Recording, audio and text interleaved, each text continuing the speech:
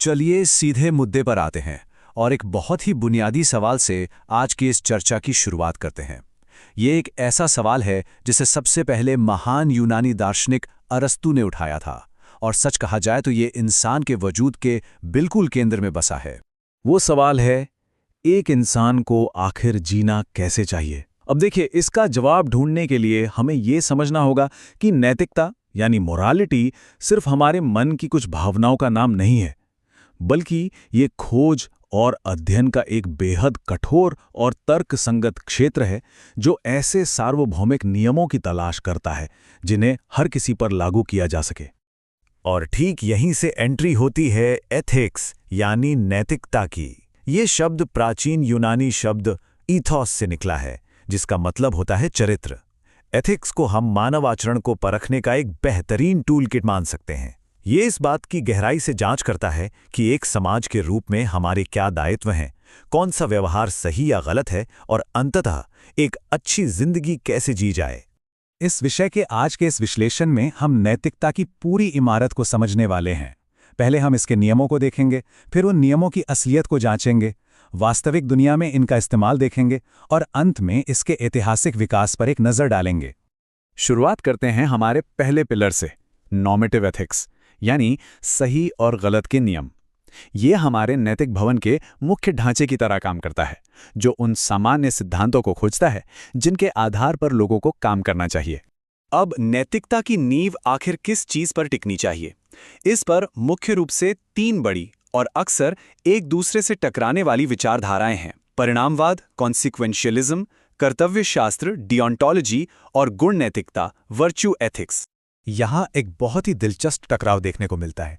परिणामवादी, जैसा कि नाम से ही जाहिर है, उनका पूरा फोकस इस बात पर होता है कि किसी काम का नतीजा क्या होगा और भविष्य कैसे बेहतर बनेगा। लेकिन दूसरी तरफ डिओंटोलॉजिस्ट्स नतीजों की बिल्कुल परवाह नहीं करते।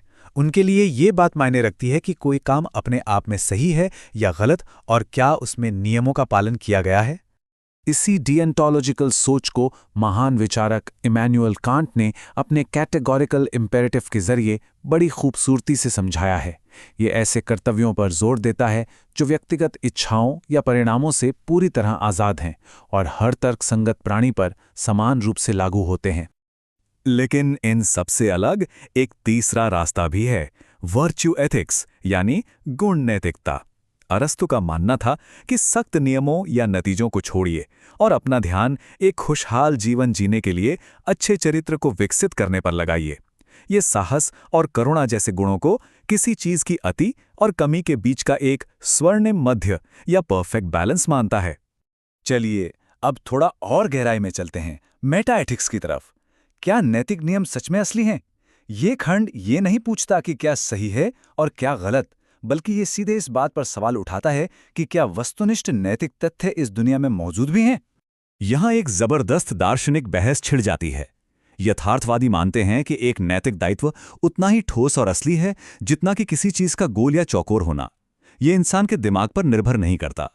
इसके ठीक उलट सापेक्षवादी तर्क देते हैं कि सही या गलत सिर्फ संस्कृतियों के हिसाब से तय होता है, और नैतिकता केवल समाज को एक साथ चलाने के लिए बनाया गया एक इंसानी आविष्कार है। लेकिन क्या हो अगर हम संदेह को उसकी आखिरी सीमा तक ले जाएं? मॉरल निहिलिज्म यानी नैतिक शून्यवाद का यही मानना है। ये वस्तुनिष्ठ और व्यक्तिपरक दोनों तरह के नैतिकता को सिरे से खारिज कर देता है। इसके अनुसार नैतिक दावे पूरी तरह दिशाहीन होते हैं और ये किसी भी वास्तविक सत्य से खाली महज एक और तरह का मानवीय व्यवहार है। और तो और इमोटिविज्म जैसी थ्योरीज तो यहाँ तक कहती हैं कि जब कोई इंसान किसी नैतिक नियम की बात करता है तो वो वास्तव में कोई सत्य नहीं बोल रहा होता। वो केवल अपनी व्यक्तिगत भावनात्मक स्वीकृति या अस्वीकृति जाहिर कर रहा होता है। जैसे हत्या का विरोध करना कोई वस्तुनिष्ठ तथ्य नहीं है, बल्कि उस काम के प्रति अपनी एक नकारात्मक भावना जताना है। अब इन भारी भरकम सिद्धांतों से निकलकर वास्तविक दुनिया में आते हैं। एप्लाइड एथिक्स ये क्षेत्र उन बड़े बड़े अमूर्त सिद्धांतों को असल जिंदगी की बेहद उलझी हुई स्थितियों में लागू करने का काम करता है। इसे समझने का सबसे क्लासिक तरीका है फिलिपा फुट का मशहूर ट्रॉली प्रॉब्लम। जरा सोचिए, एक बेकाबू ट्रॉली 5 लोगों की तरफ बढ़ रही है। क्या एक इंसान की बलि देकर उन 5 लोगों को बचाने के लिए स्विच को पलटना नैतिक रूप से सही होगा? ये सीधा सवाल करता है कि जानबूझकर किसी को नुकसान पहुंचाने और केवल नुकसान होने देने में क्या फर्क है। अगर हम पहले सीखी गई थ्योरीज को यहां लगाएं, तो एक उपयोगितावादी यूटिलिटेरियन ज्यादा लोगों की जान बचाने के लिए बिना हिचकिचाए स्विच दबा देगा, लेकिन एक सख्त डिओन्टोलॉजिस्ट किसी की हत्या करने वाले काम में जानबूझकर शामिल होने से साफ इनकार कर देगा, क्योंकि ये नुकसान न पहुंचाने के सार्वभौमिक कर्तव्य के सख्त खिलाफ है। खैर, ये तो सिर्फ दिमागी कसरत वाले प्रयोग थे।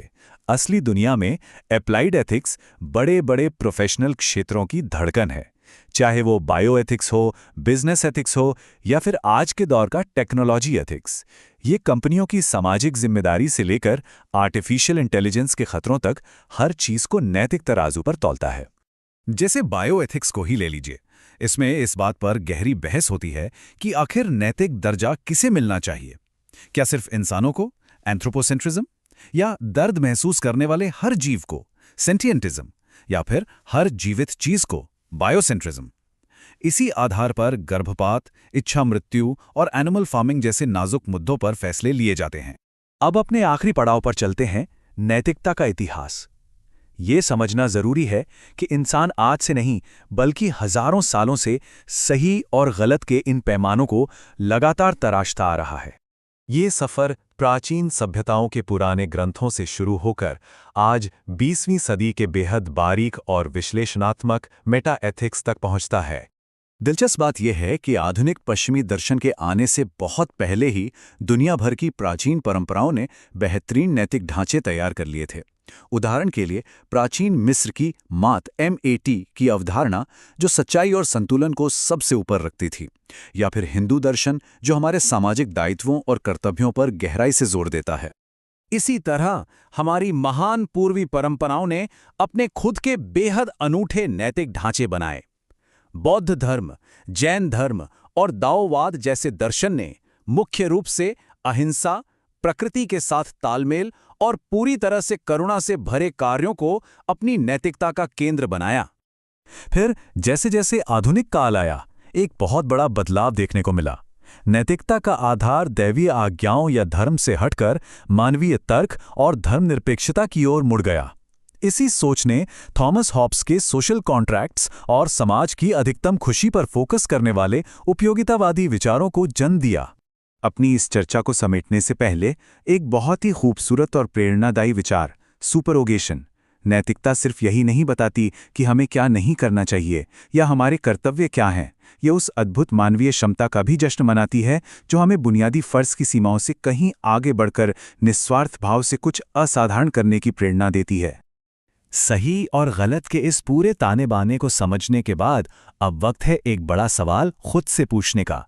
हमारी अपनी नैतिक संहिता किस चीज पर टिकी है? क्या हम हमेशा नतीजों को देखकर फैसले लेते हैं? क्या हम बिना समझौते के अपने कर्तव्यों का पालन करते हैं? या फिर हम खुद में अच्छे गुणों को विकसित करने पर यकीन रखते हैं? यही वो बुनियाद है जो हर दिन हमारे कार्यों को दिशा देती है। इस विषय पर विचार करते रहिए।